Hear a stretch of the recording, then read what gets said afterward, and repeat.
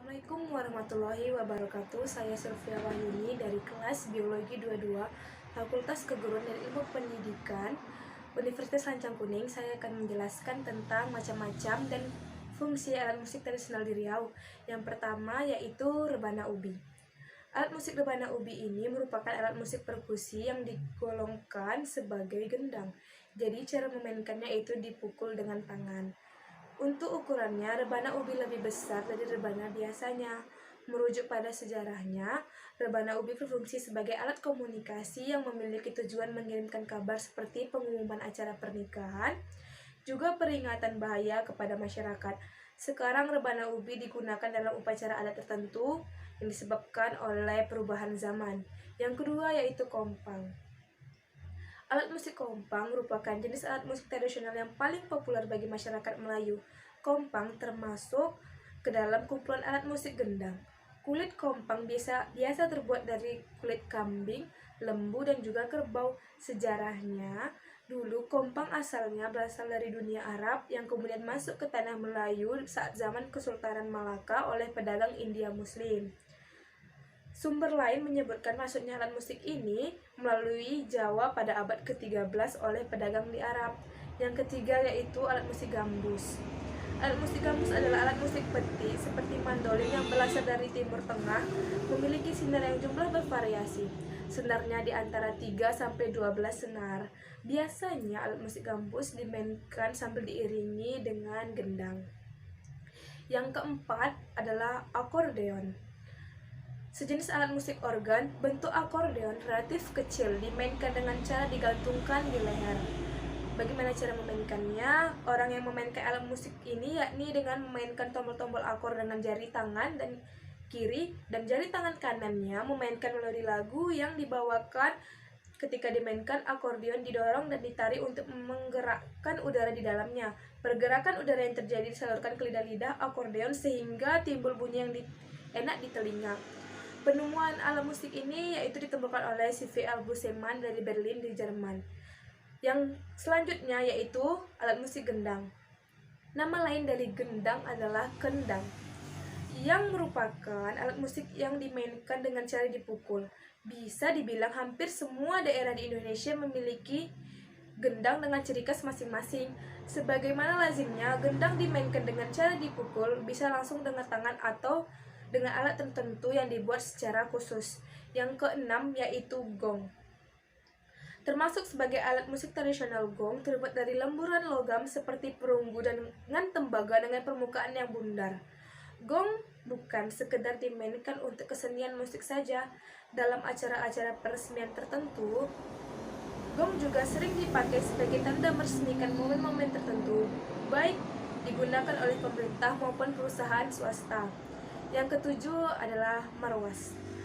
Merupakan salah satu alat musik tepuk. Alat musik marwas ini memiliki keagamaan yang sangat kental. Biasanya marwas ini dimainkan dalam berbagai lirik lagu yang merupakan puji-pujian dan kecintaan kepada Sang Yang Pencipta. Alat musik marwas ini dari negara Timur Tengah, terutama dari Yaman. Alat musik tersebut biasanya dimainkan sekitar 10 orang, dan orang yang memainkannya sambil bernyanyi. Untuk membangkitkan semangat, beberapa orang dari kelompok tersebut bergerak sebagai dengan irama lagu. Yang kesembilan yaitu calempong, dikenal juga dengan sebutan talempong. Alat musik perkusi ini terbuat dari logam, perunggu, atau besi berbentuk bundar, terdapat di daerah Kuantan dan Riau. Berbentuk bundar pada bagian bawahnya yang berlobang, sedangkan pada bagian atasnya terdapat bundaran yang menonjol berdiameter 5 cm sebagai tempat dipukul. Umumnya, alat ini digunakan untuk mengiringi tarian pertunjukan atau penyambutan. Selain itu, alat ini dipakai untuk melantunkan musik menyambut tamu istimewa. Butuh kejelian dalam memainkan alat musik ini. Selanjutnya, saya akan membahas fungsi dari alat-alat yang saya bacakan tadi. Yang pertama yaitu fungsi rebana ubi. Fungsi dari alat ini sendiri yakni untuk mengiringi pawai adat dan pertunjukan kesenian tradisional Melayu di Riau. Fungsi dari kompang untuk mengiringi pawai adat pertunjukan tradisional khas Melayu Riau juga. Yang ketiga, fungsi dari gambus biasanya menjadi pengiring dari pertunjukan tari zapin dan nyanyian pada waktu diselenggarakan pesta pernikahan atau acara syukuran. Yang keempat, fungsi dari akordeon, yakni untuk mengiringi pawai adat pertunjukan kesenian tradisional khas Melayu Riau. Yang kelima, fungsi dari gendang, juga untuk pawai adat pertunjukan kesenian tradisional khas Melayu Riau. Yang keenam, gong. Fungsi alat ini sendiri yakni untuk mengiringi pawai juga dan pertunjukan kesenian tradisional khas Melayu Riau. Yang ketujuh yaitu marwas. Bisa dibilang dari nama lainnya yaitu marwis dan memiliki bermacam-macam teknik pukulan. Ketika ditampilkan, marwas tidak sendiri. Biasanya ia ditemani dengan alat-alat musik tradisional Riau lainnya. Fungsi dari alat musik ini sendiri yakni untuk mengiringi pawai adat dan pertunjukan kesenian tradisional khas Melayu Riau. Yang ke-8 yaitu calempong, yang tercermin dalam ungkapan yang indah ini. Calempong dan menari, gendang yang meningkah, gong mengiyakan dan jauh kami jemput, yang dekat kami himbau, babogai kato sumando diiyakan nenek mama. Banyak perbedaan namun semua tetap akur dan harmoni. Itu makna kesenian tradisional orang Kampar.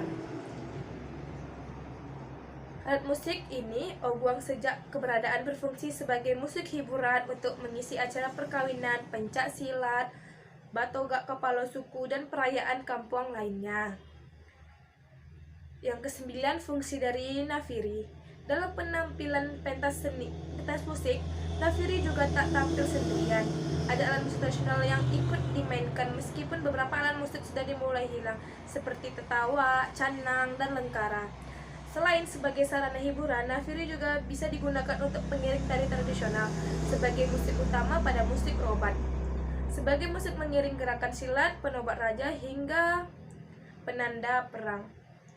Kesimpulan dari yang saya sampaikan ini, alat musik tradisional jangan pernah ditinggalkan karena musik tradisional adalah warisan nenek moyang suatu bangsa yang diturunkan secara turun-menurun. Alat musik tradisional ini merupakan suatu ciri khas sebuah bangsa, maka menjaga, memelihara, dan melestarikan budaya dengan alat-alat musik tradisional merupakan kewajiban dari setiap individu.